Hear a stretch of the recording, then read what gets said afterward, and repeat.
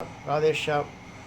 ஓம் I'm ஹ்ரீம் க்ளீம் சாமுண்டாயை வச்சு மகாகாளி மகாலட்சுமி மகா சரஸ்வதி இதயத்தில் வைத்து தியானிக்கின்றோம்.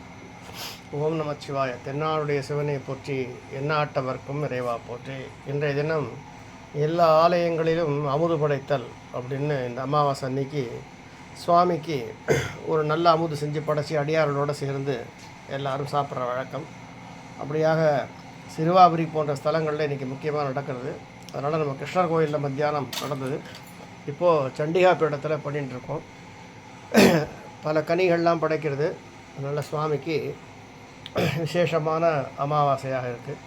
எல்லாரும் எல்லா சௌக்கியங்களும் பெறணும், தேக ஆரோக்கியமாக இருக்கணும், திடகாஸ்திரமாக இருக்கணும், குழந்தைகள்லாம் நல்லா படிக்கணும், கல்யாணம் ஆகாதவர்களுக்கு கல்யாணம் ஆகணும், சந்தான பாக்கியம் உண்டாகணும், கிரகங்கள் கொடுத்து விற்று வாங்கி புதுசாக எல்லாம் பண்ணுற முயற்சி இருக்கிறவர்களுக்கெல்லாம் எல்லாம் நல்லபடியாக கைக்கூடி வரணும் அப்படின்னு ஸ்ரீ சுவாமி கிட்ட பிரார்த்தனை பண்ணுறோம்.